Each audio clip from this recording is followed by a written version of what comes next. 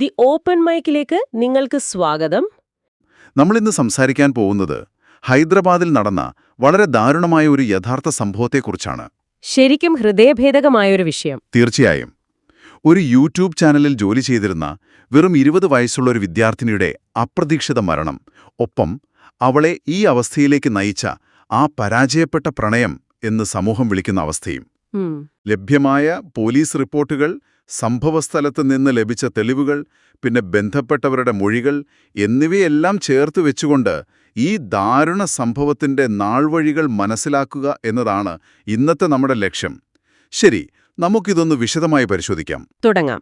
ഫെബ്രുവരി 23-നാണ് ഹൈദരാബാദിലെ റായ്ദുർഗം ഏരിയയിൽ ഈ സംഭവം പുറംലോകം അറിയുന്നത് തന്നെ. അതെ, ഈ വിഷയത്തെക്കുറിച്ച് നമ്മൾ സംസാരിക്കുമ്പോൾ ആദ്യം എന്റെ മനസ്സിലേക്ക് വരുന്നത് ആ പെൺകുട്ടി അവസാനമായി അയച്ച ഒരു മെസ്സേജാണ്.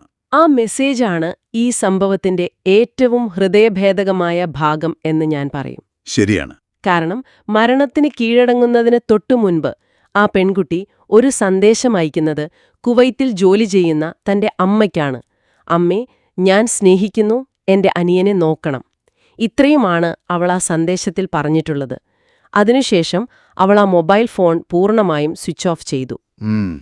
പിന്നെ ആർക്കും അവളെ വിളിക്കാൻ പറ്റില്ല. അതെ, നമ്മളൊന്ന് ചിന്തിച്ചു നോക്കൂ. ആയിരക്കണക്കിന് കിലോമീറ്ററുകൾ അകലെ മറ്റൊരു രാജ്യത്ത് സ്വന്തം കുടുംബത്തിനു വേണ്ടി ജോലി ചെയ്യുന്ന ഒരമ്മ പെട്ടെന്നൊരു നിമിഷം മകളുടെ ഈ സന്ദേശം കാണുമ്പോൾ ഉണ്ടാകുന്ന മാനസികാവസ്ഥ എന്തായിരിക്കും? ഭയങ്കരമായിരിക്കും ആ അവസ്ഥ. ആ അമ്മ ഒരുപക്ഷെ തിരിച്ചു വിളിക്കാൻ എത്രമാത്രം ശ്രമിച്ചിട്ടുണ്ടാകും.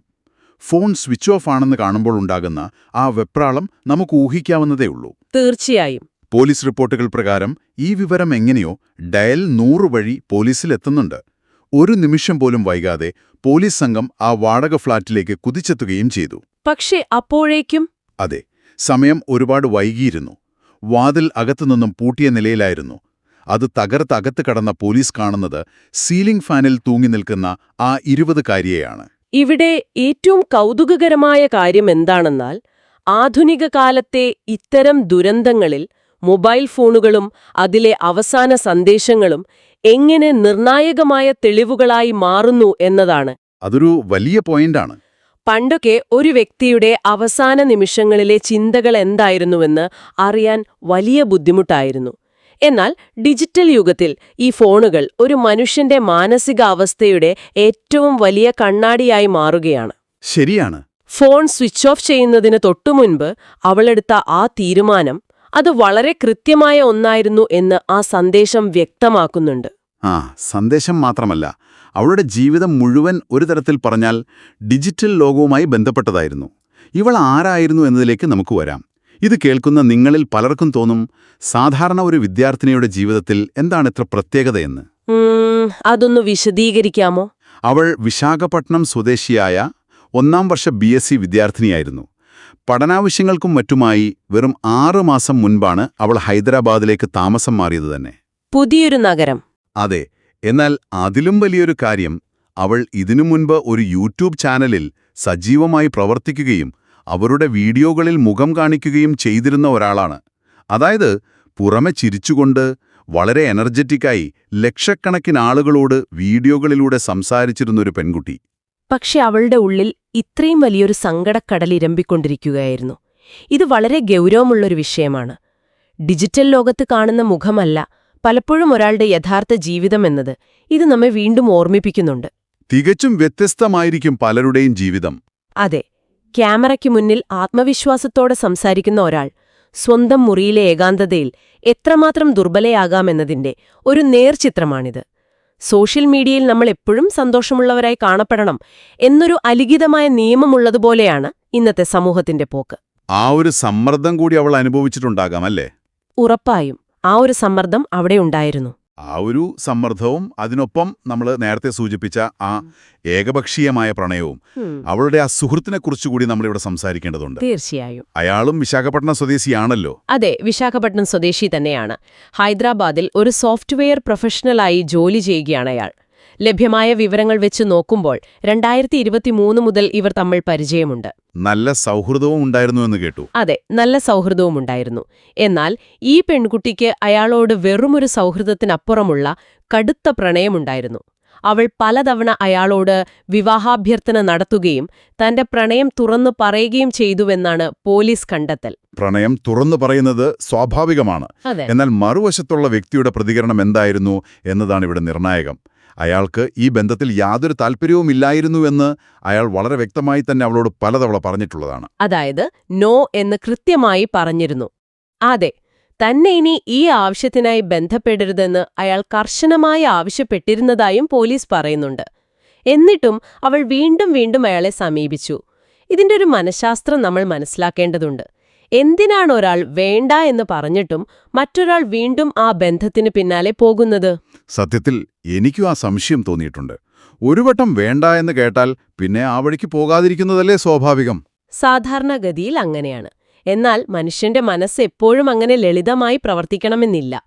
സങ്ക് കോസ്റ്റ് ഫാലസി എന്നൊരു മനഃശാസ്ത്രപരമായ അവസ്ഥയുണ്ട്. അതൊന്ന് വിശദമാക്കാമോ?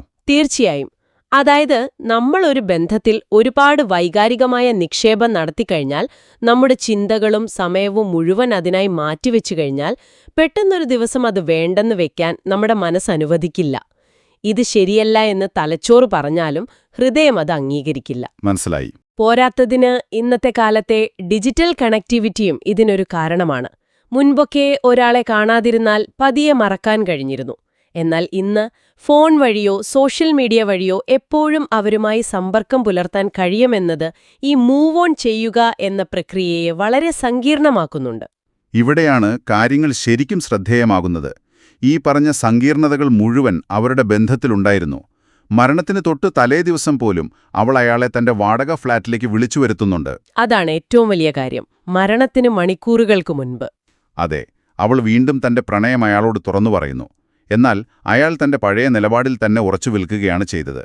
തനിക്ക് താൽപ്പര്യമില്ലെന്ന കാര്യം അയാൾ വീണ്ടും ആവർത്തിച്ചു. ഇവിടെ എനിക്ക് മനസ്സിലാകാത്തൊരു കാര്യം, അയാൾക്ക് തീരെ താൽപ്പര്യമില്ലായിരുന്നെങ്കിൽ പിന്നെ എന്തിനാണ് അവൾ വിളിച്ചപ്പോൾ അയാൾ ആ ഫ്ളാറ്റിലേക്ക് പോയത്? അവിടെ അയാളുടെ ഭാഗത്തും വലിയൊരു തെറ്റില്ലേ? അതൊരു വളരെ കൃത്യമായ ചോദ്യമാണ്. താൽപ്പര്യമില്ല എന്ന് പറയുമ്പോഴും അവളുടെ നിർബന്ധത്തിന് വഴങ്ങിയോ അല്ലെങ്കിൽ പഴയ സൗഹൃദത്തിന്റെ പേരിലോ അയാൾ അവളെ കാണാൻ പോയിട്ടുണ്ടാകാം. അതൊരു സാധ്യതയാണ്. സൗഹൃദം നിലനിർത്താനുള്ള അയാളുടെ ശ്രമവും ആ സൗഹൃദത്തെ പ്രണയമായി മാറ്റാനുള്ള അവളുടെ ശ്രമവും തമ്മിലുള്ള വലിയൊരു സംഘർഷമാണ് അവിടെ നടന്നത്. ഒരു വ്യക്തി നോ എന്ന് പറയുമ്പോൾ അത് ഉൾക്കൊള്ളാൻ പലപ്പോഴും മറുവശത്തുള്ള ആൾക്ക് കഴിയാതെ വരും. അവൾക്ക് ഈ കൂടിക്കാഴ്ച ഒരുപക്ഷെ അവസാനത്തെ ഒരു പ്രതീക്ഷയായിരുന്നിരിക്കാം. അയാൾ മനസ്സു മാറ്റിവരുമെന്നൊരു പ്രതീക്ഷ. ആ പ്രതീക്ഷ എത്രത്തോളം ആഴത്തിലായിരുന്നു എന്ന് തെളിയിക്കുന്ന മറ്റൊരു വസ്തുത കൂടി പോലീസ് ആ ഫ്ളാറ്റിൽ നിന്ന് കണ്ടെത്തിയിട്ടുണ്ട്. ആ പെൺകുട്ടിയുടെ ഫ്ളാറ്റിൽ നിന്ന് പോലീസ് ഒരു ഡയറി കണ്ടെടുത്തു. അതൊരു നിർണായക തെളിവാണ്. അതെ, ആ ഡയറി വെറുമൊരു പുസ്തകമായിരുന്നില്ല.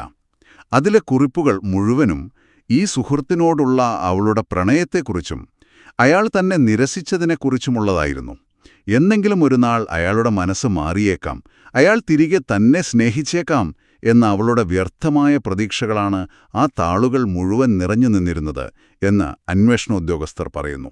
ഇതിനെ കൂടുതൽ വിശാലമായൊരു തലത്തിൽ നോക്കിയാൽ, യാഥാർത്ഥ്യം അംഗീകരിക്കാൻ കഴിയാത്തൊരു വ്യക്തിയുടെ മാനസികാവസ്ഥ എത്രത്തോളം ദുർബലമാണെന്ന് ആ ഡയറിക്കുറിപ്പുകൾ നമുക്ക് കാട്ടിത്തരുന്നുണ്ട്. തീർച്ചയായും.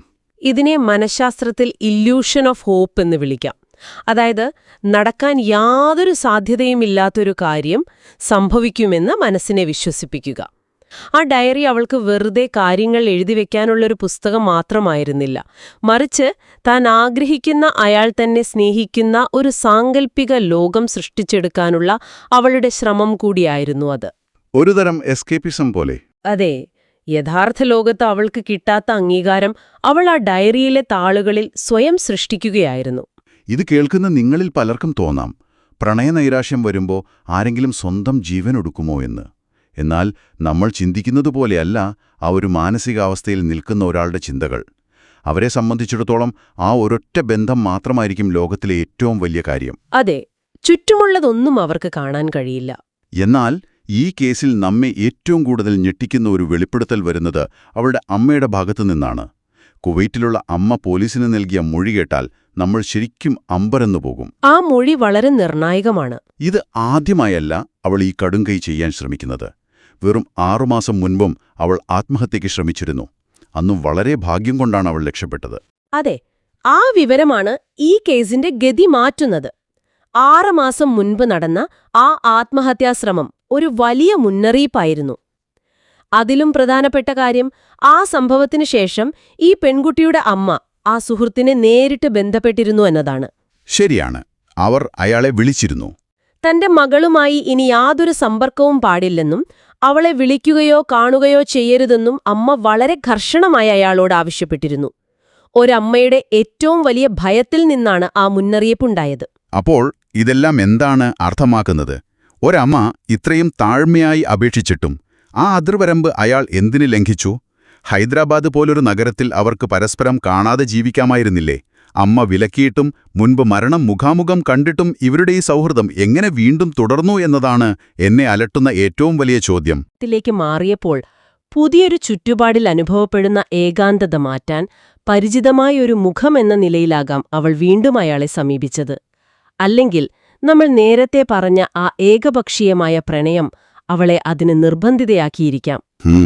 അതുമാവാം. മറുവശത്ത് ആ സുഹൃത്തിന്റെ ഭാഗത്തുനിന്ന് ചിന്തിക്കുമ്പോൾ അവൾ മുൻപ് ആത്മഹത്യയ്ക്ക് ശ്രമിച്ച ഒരാളായതുകൊണ്ട് അവളെ പൂർണ്ണമായും ഒഴിവാക്കിയാൽ അത് വീണ്ടും മറ്റൊരു ദുരന്തത്തിലേക്ക് നയിക്കുമോ എന്ന ഭയം കൊണ്ടാകാം അയാൾ വീണ്ടും അവളോട് സംസാരിക്കാൻ തയ്യാറായത്. അയാൾ ഒരുപക്ഷേ അവളെ സമാധാനിപ്പിക്കാൻ ശ്രമിച്ചതാകാം. അതെ, എന്നാൽ ആ ഒരു തീരുമാനം വലിയൊരു തെറ്റായിരുന്നു എന്ന് ഇപ്പോൾ തെളിഞ്ഞിരിക്കുകയാണ്. ഈ വിഷയത്തിൽ പോലീസിന്റെ അന്വേഷണം ഇപ്പോഴും തുടരുകയാണ്. അമ്മയുടെ പരാതിയുടെ അടിസ്ഥാനത്തിൽ പോലീസ് ഇപ്പോൾ ഒരു കേസ് രജിസ്റ്റർ ചെയ്ത് അന്വേഷണം മുന്നോട്ട് കൊണ്ടുപോവുകയാണ്. ലഭ്യമായ തെളിവുകളുടെയും ഡയറി കുറിപ്പുകളുടെയും മൊഴികളുടെയും അടിസ്ഥാനത്തിൽ ഇതൊരു ഏകപക്ഷീയമായ പ്രണയത്തിന്റെ പേരിൽ നടന്ന ആത്മഹത്യയാണെന്നാണ് പോലീസിന്റെ പ്രാഥമിക നിഗമനം. കാര്യങ്ങൾ തന്റെ നിയന്ത്രണത്തിൽ നിന്ന് പൂർണ്ണമായും പോയതിലുള്ള കടുത്ത മാനസിക സമ്മർദ്ദവും ഇനി ഒരിക്കലും അയാൾ തന്റേതാകില്ലെന്ന അന്തിമമായ തിരിച്ചറിവുമാകാം ഈ ഒരു തീരുമാനത്തിലേക്ക് അവളെ എത്തിച്ചത്. കൃത്യമായ നിഗമനം. നമ്മളിവിടെ ആരുടെയും പക്ഷം പിടിക്കുന്നില്ല. കോടതിയിലോ പോലീസിലോ ഇരിക്കുന്ന ഒരു കേസിനെക്കുറിച്ച് തീർപ്പ് കൽപ്പിക്കാൻ നമ്മൾ ആളല്ല. ലഭ്യമായ വസ്തുതകൾ മാത്രമാണ് നമ്മളിവിടെ വിശകലനം ചെയ്യുന്നത്. തീർച്ചയായും. എങ്കിലും ഇത് വളരെ പ്രധാനപ്പെട്ട ഒരു ചോദ്യമുയർത്തുന്നു. ബന്ധങ്ങളിലെ അതിരുകൾ അഥവാ ബൗണ്ടറീസ് എത്രത്തോളം പ്രധാനമാണ് എന്നത്. അതെ, അത് സംസാരിക്കേണ്ട വിഷയം തന്നെയാണ്. നമ്മൾ പലപ്പോഴും ഈ വാക്ക് ഉപയോഗിക്കാറുണ്ടെങ്കിലും അതിന്റെ യഥാർത്ഥ അർത്ഥം മനസ്സിലാക്കാറില്ല. ബൗണ്ടറി എന്നത് വെറുമൊരു വാക്കല്ല. ഒരാൾ വേണ്ട എന്ന് പറയുമ്പോൾ അല്ലെങ്കിൽ ഒരു ബന്ധം ആരോഗ്യകരമല്ല എന്ന് തോന്നുമ്പോൾ അവരുമായുള്ള ഫോൺ കോളുകൾ, മെസ്സേജുകൾ, നേരിട്ടുള്ള കൂടിക്കാഴ്ചകൾ എന്നിവ പൂർണ്ണമായും ഒഴിവാക്കുക എന്നതാണ് യഥാർത്ഥ ബൗണ്ടറി. കറക്റ്റ്. അത് പൂർണ്ണമായും ഒഴിവാക്കണം. പ്രത്യേകിച്ച് മറുവശത്തുള്ള വ്യക്തി മാനസികമായി തകർന്നിരിക്കുന്ന അവസ്ഥയിൽ, മുൻപ് ആത്മഹത്യാശ്രമം വരെ നടത്തിയിട്ടുള്ളൊരു സാഹചര്യത്തിൽ അവിടെ ഒരു ചെറിയ സൗഹൃദം തുടരുന്നത് പോലും വളരെ അപകടകരമായേക്കാം. മാനസികാരോഗ്യം എന്നത് വെറുമൊരു തമാശയല്ല എന്ന് ഇത്തരം സംഭവങ്ങൾ നമ്മെ ഓർമ്മിപ്പിക്കുന്നു. ശരിയാണ്. അപ്പോൾ നമ്മൾ ഇതുവരെ സംസാരിച്ച കാര്യങ്ങളൊന്ന് ചുരുക്കി പറയാം. യൂട്യൂബ് വീഡിയോകളിലൂടെ ഒരുപാട് പേർക്ക് സുപരിചിതയായിരുന്ന, എപ്പോഴും ക്യാമറയ്ക്ക് മുന്നിൽ ചിരിച്ച മുഖത്തോടെ വന്നിരുന്ന ഒരു 20കാരി. അവൾക്ക് ജീവനേക്കാൾ സ്നേഹമുള്ള, എന്നാൽ ആയിരക്കണക്കിന് മൈലുകൾക്കകലെ കുവൈറ്റിൽ ജോലി ചെയ്യുന്ന അവളുടെ അമ്മ. ഡിജിറ്റൽ യുഗത്തിലെ സങ്കീർണമായ മനുഷ്യബന്ധങ്ങൾ, യാഥാർത്ഥ്യം അംഗീകരിക്കാൻ കഴിയാത്ത അവസ്ഥ, ഒടുവിൽ ഏകപക്ഷീയമായ പ്രണയം വരുത്തിവെച്ച വളരെ വലിയൊരു ദുരന്തം, ഇതെല്ലാം കൂടിച്ചേർന്നതാണ് നാം ഇന്ന് പരിശോധിച്ച ഈ വിഷയം. പുറമേ കാണുന്ന തിളക്കമുള്ള ജീവിതങ്ങൾക്ക് പിന്നിൽ പലപ്പോഴും വലിയ ഇരുട്ടുകളും മാനസിക സംഘർഷങ്ങളും ഒളിഞ്ഞിരിപ്പുണ്ടാകാം എന്ന വലിയൊരു സത്യം കൂടിയാണിത്. ആരുടെയും യഥാർത്ഥ മാനസികാവസ്ഥ പുറമേ നിന്ന് നോക്കിയാൽ നമുക്ക് മനസ്സിലാകണമെന്നില്ല. തീർച്ചയായും. എന്തിനാണ് നിങ്ങൾ ഈ വിവരങ്ങളെല്ലാം കേൾക്കുന്നത് എന്ന് നിങ്ങളിപ്പോൾ ചിന്തിക്കുന്നുണ്ടാകാം. ഇതൊരു വെറും വാർത്തയായി കേട്ട് മറക്കാൻ വേണ്ടി മാത്രമല്ല നമ്മളിത് സംസാരിച്ചത്. മനുഷ്യബന്ധങ്ങളുടെ സങ്കീർണതകൾ എത്രത്തോളം ഭയാനകമാകാം എന്ന് നാം തിരിച്ചറിയണം. നമുക്ക് ചുറ്റുമുള്ളവരോ അല്ലെങ്കിൽ നമ്മൾ തന്നെയോ അനുഭവിക്കുന്ന മാനസിക ബുദ്ധിമുട്ടുകൾ തിരിച്ചറിയേണ്ടതിന്റെ ആവശ്യകത ഇത് നമ്മെ ഓർമ്മിപ്പിക്കുന്നുണ്ട്. അതെ. അതിലുപരി ഏതൊരു ബന്ധത്തിലും നോ എന്ന് കേൾക്കാനും ആ യാഥാർത്ഥ്യം അംഗീകരിക്കാനും അതിൽ നിന്നും പുറത്തു കടന്ന് മുന്നോട്ടു പോകാനുമുള്ള മാനസികാവസ്ഥ വളർത്തിയെടുക്കേണ്ടത് ഇന്നത്തെ കാലത്ത് എത്രത്തോളം അനിവാര്യമാണെന്നും ഈ സംഭവം അടിവരയിട്ട് പറയുന്നു. 100% ശരിയായ കാര്യം. പോലീസിന്റെ അന്വേഷണങ്ങൾ അതിന്റെ വഴിക്ക് കൃത്യമായി നടക്കട്ടെ എന്ന് നമുക്ക് പ്രത്യാശിക്കാം. എന്നാൽ ഈ വിശദമായ പഠനം ഇവിടെ അവസാനിക്കുന്നില്ല. ഇത് അവസാനിപ്പിക്കുന്നതിനു മുൻപായി ഈ വിഷയവുമായി ബന്ധപ്പെട്ട് നിങ്ങൾക്ക് സ്വയം ചിന്തിക്കാൻ വേണ്ടി ഒരു ചോദ്യം ഞാൻ ചോദിക്കുകയാണ്. നമ്മൾ നേരത്തെ പറഞ്ഞതുപോലെ 6 മാസം മുൻപ് അവൾ ആദ്യമായി ആത്മഹത്യയ്ക്ക് ശ്രമിച്ചപ്പോൾ അവളുമായി യാതൊരു സമ്പർക്കവും പുലർത്തരുതെന്ന് അവളുടെ അമ്മ ആ സുഹൃത്തിനോട് വളരെ കർശനമായി പറഞ്ഞിരുന്നു. എന്നിട്ടും മരണത്തിന്റെ തലേദിവസം അയാൾ അവളുടെ വാടക ഫ്ളാറ്റിൽ സന്ദർശനം നടത്തി. അതെ. യാഥാർത്ഥ്യം അംഗീകരിക്കാൻ കഴിയാതെ ഒരു വ്യക്തി മാനസികമായി പൂർണ്ണമായും തകർന്നിരിക്കുമ്പോൾ അവരിൽ നിന്ന് കൃത്യമായ അകലം പാലിക്കേണ്ടതിന്റെ ഉത്തരവാദിത്തം മറുവശത്തുള്ള വ്യക്തിക്ക് എത്രത്തോളമുണ്ട്? ആ അതിർവരമ്പുകൾ പാലിക്കപ്പെട്ടിരുന്നെങ്കിൽ ഈ ദുരന്തം ഒഴിവാക്കാമായിരുന്നോ? ഈ ചോദ്യം നിങ്ങൾക്കുള്ളതാണ്. ഇതിനെക്കുറിച്ച് നിങ്ങൾ ഒന്ന് വിശദമായി ചിന്തിച്ചു നോക്കൂ. പുതിയൊരു വിഷയവുമായി മറ്റൊരു പഠനത്തിൽ നമുക്ക് വീണ്ടും കാണാം. അതുവരെ എല്ലാവർക്കും നന്ദി. നന്ദി, നമസ്കാരം.